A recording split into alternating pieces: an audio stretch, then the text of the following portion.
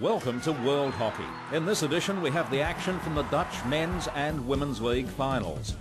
Bernhard Peters talks about Germany's campaign to defend its World Cup crown. And we meet the recently retired New Zealand veteran Susie Muirhead.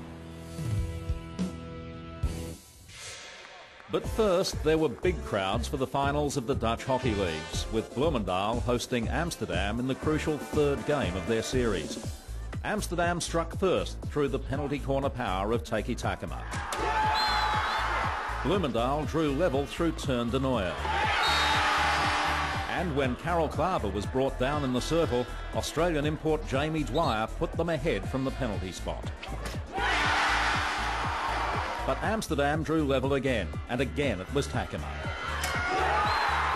The game went into extra time, and Bloemendaal looked to another Australian in Luke Dorner. The golden goal enough to give Teun de Nooijer's team the title for 2006. Den Bosch hosted the second game of the Dutch women's finals and were a game up in their series. But their opponents Amsterdam took the lead through Evelyn Visser-Smit. Den Bosch equalised from a penalty corner and could have had two, but Minchie Donner's strike was ruled too high. It went to penalty strokes, and when Caroline van Battenberg hit the post, it offered veteran international Janneke Schopman a chance to seal the championship. Den Bosch taking the title in a clean sweep of the final series. The performance of the USA women's team in qualifying for the World Cup has been recognised by the United States Olympic Committee. The USOC awarded them Team of the Month status after they qualified in Italy for the World Cup event in Madrid in September. It will be the 7th consecutive World Cup appearance by the United States women, who are ranked 12th in the Sahara World Rankings and who finished 9th in the 2002 World Cup in Perth. More pictures from World Hockey's Global Youth Marathon, which was held in May across more than 50 nations. In England, more than 600 children joined the marathon, which combined a hockey carnival with special events for young children and the disabled.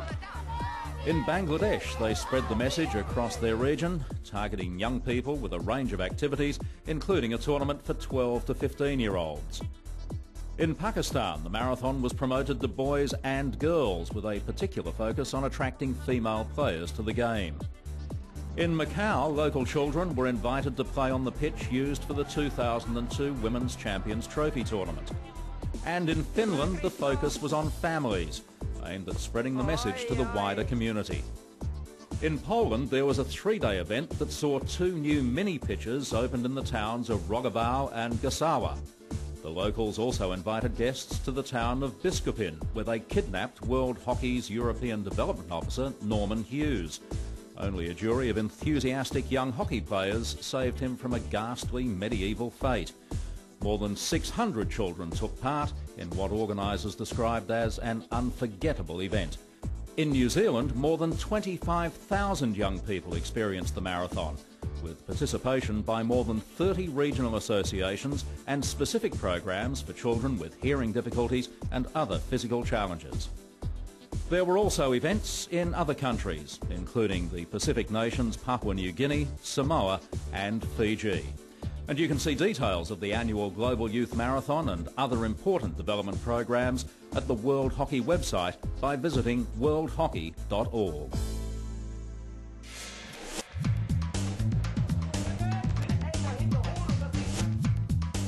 German men's national coach Bernhard Peters is a man on a mission. That mission is to guide his team to victory in the BDO Men's World Cup in Mönchengladbach in September. It's a tournament Germany won 4 years ago under Peters' supervision. Since 2002, Germany has stayed near the top of the rankings but struggled in world-level events. The team won the inaugural Indoor World Cup in Leipzig in 2003 under Peters and gained an Olympic bronze medal in Athens in 2004. But Germany has finished out of the placings of the last 3 Champions trophies. Now Bernhard Peters is committed to retaining the Outdoor World Cup title. Yeah, we started the preparation at the Champions Trophy last year at Chennai in December, and we continue it at the camp 3-4 weeks ago at South Africa. And we had another camp at the first camp in our new stadium in Mönchengladbach, and at Easter we played our Four Nation tournament, the opening tournament of the stadium. And so we do some other good camps for the preparation, but till the end of June the national championship of the German club teams is going on.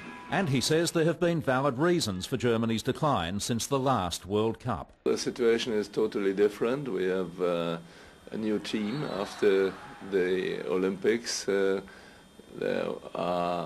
were 7 players retired. World-class players like Bechmann, Michel, Eimer, Reinhold, Kunz, Arnold and so on. So we have to grow up with our team. We have to build up a new team, and we work with the player that they improve, and we have to select the right players for the top positions in the central midfield, in the centre back line and so on. Yeah. He was widely criticised in 2003 for taking a virtual youth team to the Champions Trophy. They were thrashed and finished last in the competition. But Peters insists it was the right thing for German hockey at the time. We had 2 goals. First we had the goal not to play too much with each player, because with the national competition and a lot of international matches, we thought it is too much for the players. And the second goal was that we want to improve the young players coming out of the juniors and have not the chance for playing in the national team at once. We have to develop them in a special own team after they go out of the under-21 team. His coaching ability has never been doubted, at least not in hockey circles. But it attracted some critics earlier this year when there were rumours he might move to football as technical director for national coach Jürgen Klinsmann. A number of German newspaper writers went on the attack, labelling it as a joke and questioning the thinking of both Peters and Klinsmann. But the hockey master coach has also found plenty of allies. In his time as a junior coach, he changed virtually everything. He developed his own successful concept. He wanted every team to play the same system, senior and junior, so that we, as players, would not have any difficulty going through the stages. And Bernhard pushed his ideas. No one could convince him to change his views. And support came from other sporting codes, including football. Ich verstehe die Diskussion überhaupt nicht. Ich glaube, dass sich die Verantwortlichen, ob Oliver Bierhoff oder Jürgen Klinsmann, sehr viele Gedanken gemacht haben. I don't understand the discussion. Klinsmann has obviously thought about it for a long time. If they have the impression that someone with Bernhard Peters' background could be a good solution, why not? We are talking about our young players, and that is an important issue. It shows character to look at this option. Peters asked respected German skiing coach Andreas Bauer to help his hockey players with coordination. Bauer is convinced a hockey coach could transfer his skills to football. His teams are very much fascinated by his presence. He is a workaholic, focused, almost obsessed, and he is always trying to include everything possible in his preparation for a training camp or a competition. I think he would have been perfect for German soccer. Bernhard Peters may walk away from German hockey eventually, but for now he remains committed, at least until that World Cup. It's not decided at the moment. We have some options, but now I have the focus on the World Cup at Mönchengladbach, and after the World Cup we will see. It's not decided now. Coming up on World Hockey, the view on video, an important part of modern coaching, and some fancy footwork from a star midfielder.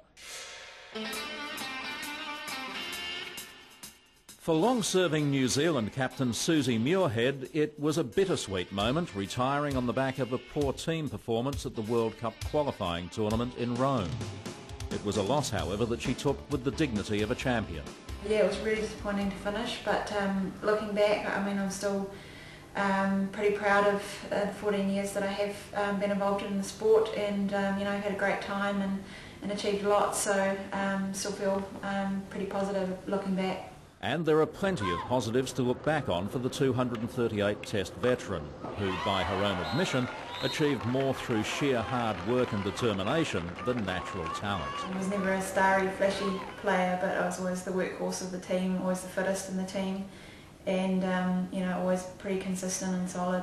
Among her career highlights are last year's victory at the Champions Challenge and appearances at 2 Commonwealth and 2 Olympic Games. Getting to go to the Olympics and Com Games are highlights. You get to mingle with the other athletes and be a part of a bigger event, and especially probably Athens, because it was, you know, had such a historical setting of the games. And her greatest personal milestone, overtaking her mentor and idol Anna Lawrence to become the most capped player in New Zealand women's hockey history with her 164th appearance. That was really special because Anna came in and presented me with a top and said some words. Susie is excited about the new young talent coming into the Black Sticks ranks. They've got some really good young talent, and so I think the future will be bright if they can keep those young girls together, and probably they'll be peaking in maybe 5 years. One thing that I've been very lucky to be a part of is seeing the young players come into the team, and it was really nice to room with Charlotte Harrison on her, being a long grey girl, to room with her on her first tour for New Zealand, and her first matches, or our preparation for the matches against Australia were in Wongareis. She will miss some of the great friendships and great rivalries after so long in the game. I very much enjoy playing the Australian team, mostly because they play a very attacking style of game, and they always take the game to you, and they play pretty clean.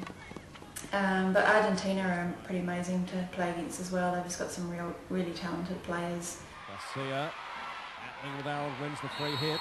So what next for Susie Muirhead? Well, she has a long list, starting with some household renovations. Hold your hands up. Oh, yeah, paint all over my hands. And painting of another sort. There's some other things that I'd like to have time to do, like a bit of painting and sort of creative stuff that I used to do at school and haven't had time to do really since then, so I'm looking forward to it. But the top priority is spending more time with sports physio husband Glenn, who spends much of his time away from home with the Wellington and New Zealand rugby teams. I guess we really enjoy the time that we do have together, and make sure that it's special, and you know, certainly don't take it for granted, and the fact that we're not together all the time keeps the relationship fresh. Glenn has been happy to take a back seat to her career. The fact that she stayed there for probably a few more years than she was originally going to just illustrates that she really enjoys it, and it's just been such a huge part of your life, so she may find it a bit difficult now. She has also considered following Glenn into multi-sport racing or running a marathon, but for now she'd prefer to relax and wind down. I really haven't had a break at all since I was 18 years old, so you know, that kind of dominates your lifestyle, and I'm very aware that I need to have, you know, a bit of time out and really not fill my time up too quickly. Susie may also spend a little more time in the kitchen with Glenn, but that may take time and patience. How's it cooking? Terrible. No, it's not terrible. It's just that, it's just logistics. We're just not around very often together, so there's not often a time when we're both at home at the same time to have dinner, really. For now, there is plenty of time to reflect on a career that's given a great deal to the sport of hockey in New Zealand. To lose that sort of experience is a bit tough. Having said that, we've been very fortunate to have Susie stay on as long as she did, and we're certainly indebted to her for her services to Hockey New Zealand.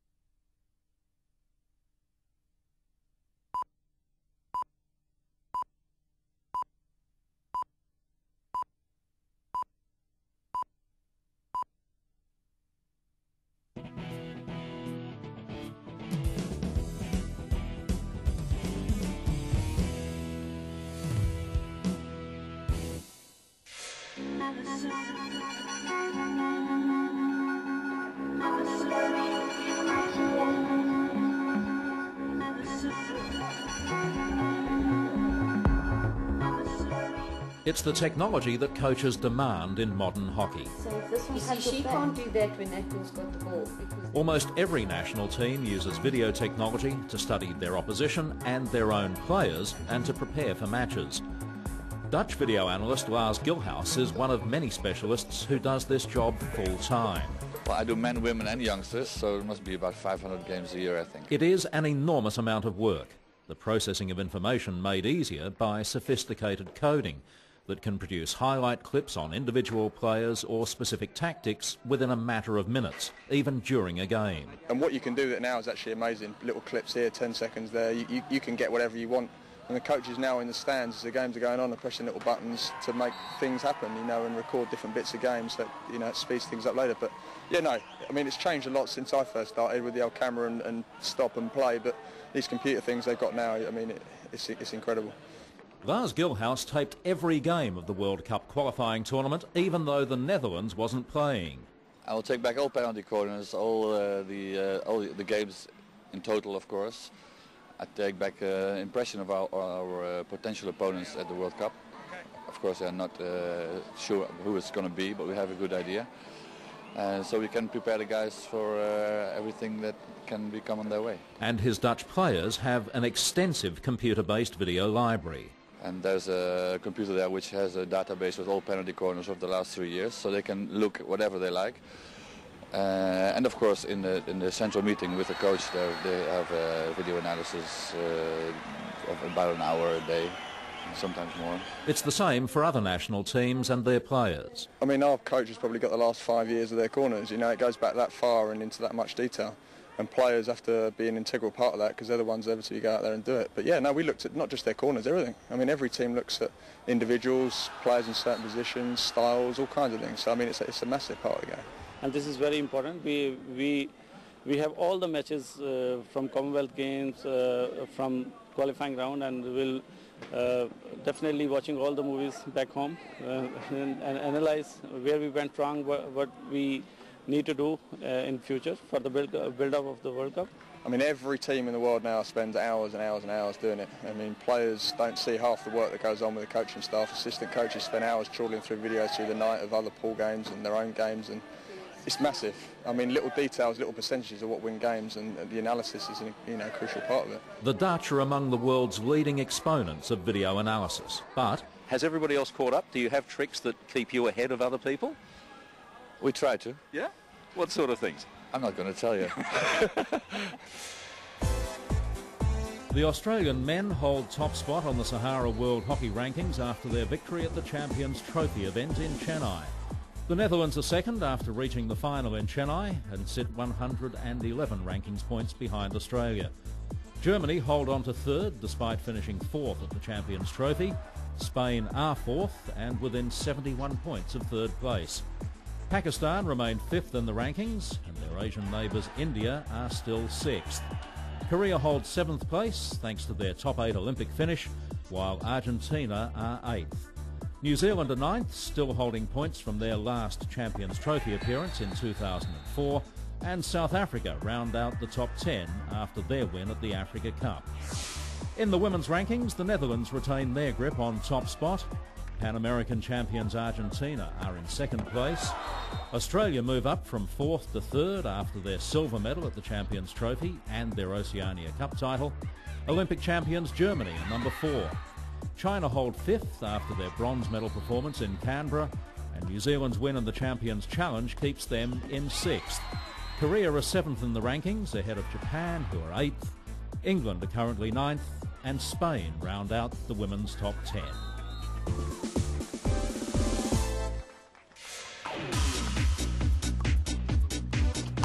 Are the joys of being an international hockey player in New Zealand. It's winter in Auckland, a 6 a.m. training session, and it's too wet to play a practice game. For Kiwi midfielder Blair Hopping, it's all in a day's work. At 25, Hopping is one of New Zealand's key players. Goal. Into the net. A member of the Black Sticks leadership group, he's played more than 100 internationals and has established himself as a world-class player who is highly admired by the Kiwi coaching staff. I first struck Blair when I went down to Waikato and helped them out down there with their National Hockey League side and spotted him out of counties. If I look back over the record, you know, he played for counties, a little country district in New Zealand, and his name always came up in all the rep games, all the rep grades all the way through age group. And I finally saw him playing. He was still at college. So I got him into the Waikato side, and then of course he's gone from strength to strength. What does he mean to the side? He's one of our world-class players. So when you pick up the pen and write the first 5 names down, Blair's right there. Hopping says the Kiwis' win at the World Cup qualifier in China this year was his greatest experience, along with the Commonwealth and Olympic Games. But he's not keeping count of his international matches, nor does he have a favourite moment in his list of achievements. Every game for me is unbelievable to play, and I just love playing international hockey. There's nothing I love more than it. So getting out there and playing, representing the country, wearing the silver fern, playing countries from overseas and going overseas to play them, it's just it's just an amazing experience. So the whole thing, whether it be the first, the 100th, 200th, whatever, it's all the same. It's just an awesome experience.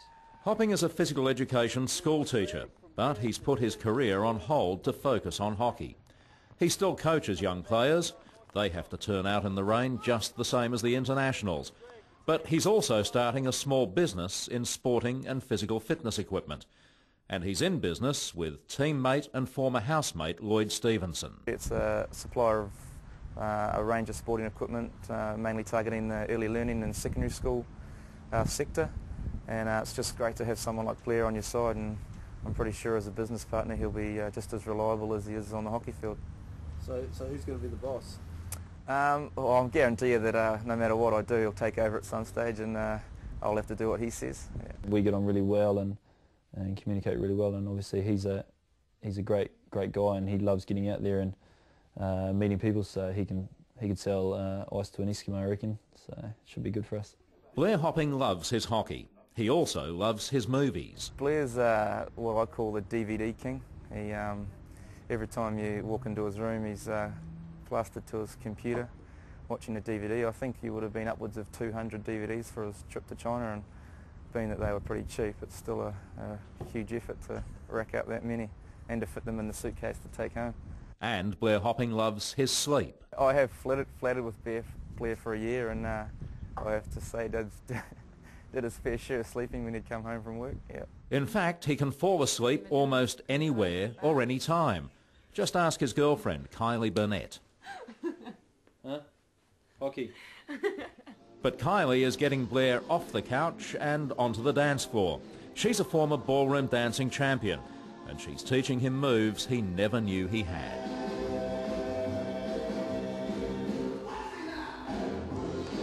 Oh, I think it definitely gets me on my toes, or at least tries to. And gets me moving, being able to get my feet out of the way and get them in the right positions. Still a long way to go, probably, if you ask my girlfriend again, but getting there, and yeah, it would definitely probably help your footwork go around.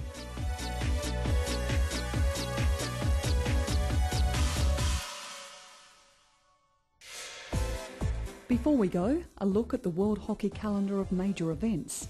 The Rabo Women's Champions Trophy is in Amstelveen in July, with the host nation defending their title against Argentina, Australia, China, Germany and New Zealand.